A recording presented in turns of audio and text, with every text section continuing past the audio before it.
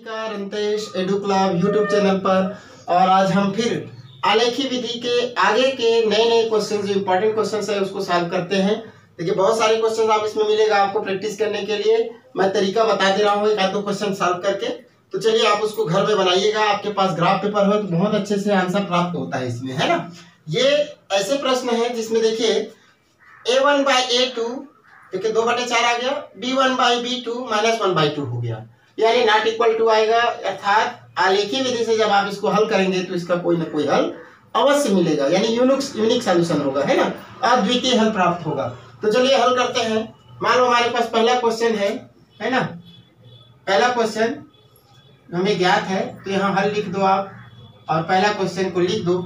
देखिए क्या है, 2x + y - 6 = 0।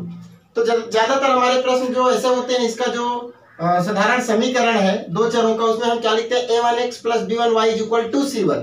तो उस फॉर्म में नहीं है ये देखिए -6 इधर है, तो आप इसको उधर ले लें, ठीक है। इसको क्वेश्चन नंबर फर्स्ट। और फर्स्ट में हम जब y का मान निकालते हैं तो क्या हो जाएगा, देखिए सबसे पहले y बराबर क्या हो जाएगा आपका, y बराबर ये -6 है, उधर जाएगा तो क्या हो जाएगा +6 होगा कि नहीं। -6 है, पक्षांतर करेंगे तो +6 हो जाएगा। और ये 2x प्लस है, उधर जाएगा तो -2x हो जाएगा, यानी y का मान कितना मिल गया हमको, 6 - 2x हो गया, ठीक है। अब इसमें x के मान को रखते जाएंगे तो हमें y का मान प्राप्त हो जाएगा, यानी y का मान मिला x के पद में। पहला काम होता है,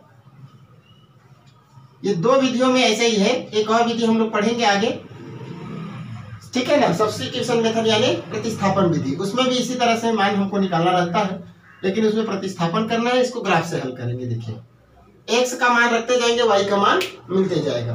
तो चलिए माना कि x का मान हम यहाँ पर 0 लेते हैं, ठीक है। माना या यदि x बराबर 0, या माना कि x बराबर 0 मान ले, है ना, 0, तो y का मान कितना हो जाएगा, y बराबर 6 ऋण 2 गुणा 0। तो 2 शून्य 0, 6 ऋण 0 माने 6 आ गया, तो y का मान 6 मिल गया, ठीक है।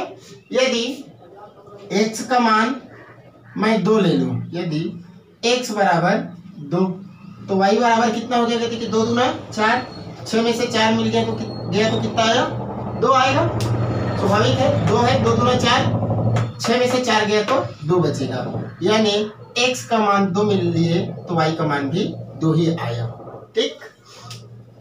ये हो गया समीकरण नंबर 1 से। और समीकरण नंबर 2 हमारा क्या कहता है, इसको ऐसे करते मैं कॉमा लगा के ही लिख दे रहता हूं, 4x - 2y - 4 = 0। यह हो गया समीकरण नंबर 2। यह समीकरण 1 से हम लिए हैं, समीकरण 1 से आया है। और दूसरा लेते हैं समीकरण 2 से। तो देखिए समीकरण 2 में भी वैसे ही मान है जैसे कि इसमें है, यानी c1 का मान उधर ना दे करके इधर दिया हुआ है। तो उसको हल करने के लिए क्या करें, यहां से देखिए 2y है ना, उधर पक्षांतर कर देते हैं, ठीक है। तो क्या हो जाएगा, चलिए एक बार मैं लिख देता हूं, 4x - 2y - 4 = 0। अब इसको सॉल्व करेंगे तो -2 उधर जाएगा तो पक्षांतर होकर क्या बनेगा, 2y, ठीक है। -2y उधर जाएगा तो +2y हो गया।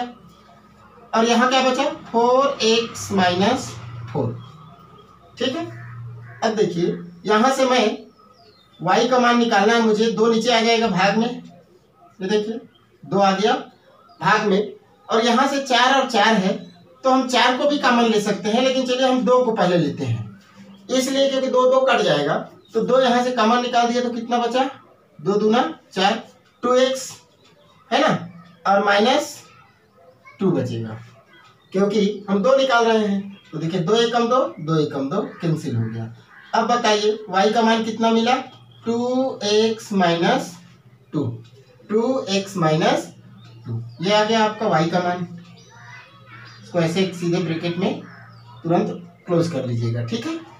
यहाँ पर ये 2 कट गया ना, 2x - 2 हो गया।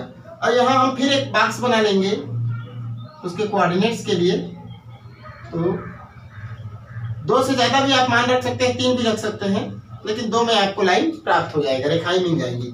यदि मैं x का मान यहाँ क्या रखूं, देखिए सोचिए, यदि मैं x का मान 0 रख देता हूं, है ना, तो क्या आएगा, यदि x बराबर 0 रखें तो y बराबर कितना हो जाएगा, तो y बराबर आएगा 2 और ब्रैकेट में 0, x का मान रख दिए और -2, यानी 0 - 2 यानी -2, कितना आ गया, -2 मिला। तो चलिए यहाँ रख देते हैं, x का मान 0 रखने पर, x का मान 0 या 0 रखे तो y का मान -2 प्राप्त हुआ। और यदि हम x का मान, है ना, यदि अगली बार क्या करें, x का मान 2 ले लेते हैं तो y का मान कितना मिल जाएगा, देखिए 2 दूना 4, 2 दूना 4 में से 2 गया तो 2 ही आएगा।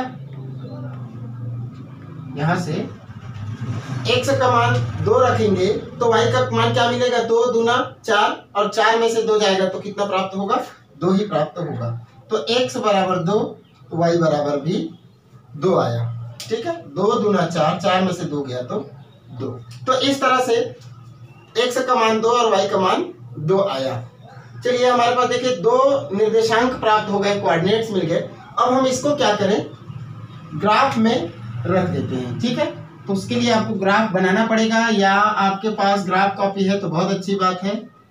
इस तरह से आप ग्राफ पढ़े हैं पिछली कक्षाओं में, देखिए ये x होता है, ये x डैश है, तो y और y डैश, सबसे न्यूनतम हमारा 0 है और सबसे अधिकतम 6 है, यानी हम 6 तक अधिकतम तक लेंगे। 0 तो यहाँ पर है मूल बिंदु, तो हम अधिकतम कितने तक मान लेते हैं, 6 तक, है ना।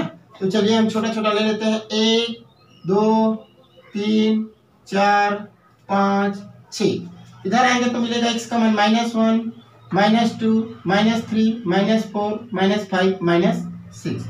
इधर भी 1 2 3 4 5 6, -1 -2 -3 -4 -5 -6, ये -1 इधर होगा, +1 इधर होगा, ठीक है। अभी यहां से मान रखते जाते हैं। चलिए x का मान 0 तो y का मान 6, x का मान 0 ये है और y का मान 6 तक, 1 2 3 4 5 6, ये मिला पॉइंट, ऐसे गोला लगा देना है और यहाँ साइड में लिख देना है पॉइंट को, 0 और 6। दूसरा है x का मान 2 रखें तो y का मान 2। चलिए x का मान आपके पास यहाँ 2 है और y का मान कितना हो जाएगा, 1 2, ठीक है। तो 2 को कहां तक ले जाएंगे, 2 तक। आप ऐसे स्केल से मिलाते आएंगे तो यहाँ कहीं आसपास आपको एक मान मिल जाएगा, इसको दे दिए 2 2, ठीक है। तो इसके लिए एक रेखा प्राप्त होगा, एक समीकरण के लिए एक रेखा मिल गया आपका, ठीक है।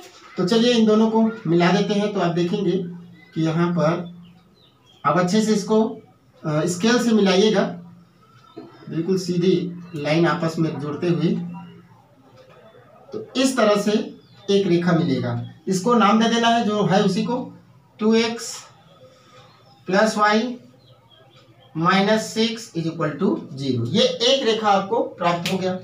दूसरे बार x का मान 0 तो y का मान -2, ये है हमारा x का मान 0 और y का मान -2, तो ये ऋण 1 ऋण 2 ये होगा, ठीक है। तो यहाँ पर मिल गया हमको, ये पॉइंट हो गया आपका, x का मान 0 y का मान ऋण 2, ये कामा है, ठीक। अब अगला है x का मान 2 y का मान 2, +2 +2 यहीं पर मिलेगा। फिर से ये और ये दोनों बिंदु एक साथ करते हुए हम एक अन्य रेखा खींच देंगे, जैसे ये इसी से होते हुए आगे इसको बढ़ा दे। तो यहाँ पर जो रेखा है उसका नाम हो जाएगा हमारा 4x - 2y - 4 = 0। अब देखिए दोनों रेखा एक दूसरे को कहां पर काटा है, 2 और 2 पर, यानी x का मान भी 2 और y का मान भी 2 आया। यदि सीबीएसई में आप देखेंगे तो इस तरह के क्वेश्चंस के बाद कहता है x अक्ष या y अक्ष के लिए एक सेट करने के लिए, एरिया शेडिंग के लिए, आप समझ लिए रहिए। यदि मैं इस पॉइंट को एक y एक्सिस के साथ यदि करूं शेडिंग, तो यहां से ये देखिए ये एक ट्रायंगल बनेगा, ठीक है। यहाँ से आप सेट करके ट्रायंगल का एरिया बता सकते हैं। ठीक, इसी तरह से यदि एक्स एक्सिस के लिए कहेगा तो देखिए ये वाला भाग हमारा सेट हो जाएगा। ये सीबीएसई में इस तरह का भी क्वेश्चन पूछा जाता है, लेकिन यहाँ पर केवल मान पूछा जाएगा आपको, केवल आलेखी विधि से हल ज्ञात कीजिए। अब देखिए दोनों रेखाएं एक दूसरे को कहाँ पे प्रतिच्छेद की, 2 और 2 पर, है ना। तो उत्तर क्या हो जाएगा, अतः चूंकि दोनों रेखाएं, ऐसे लिख लीजिए, चूंकि दोनों रेखाएं बिंदु 2 पर प्रतिच्छेद करती हैं, इसलिए अद्वितीय हल x बराबर 2 y बराबर 2 होगा।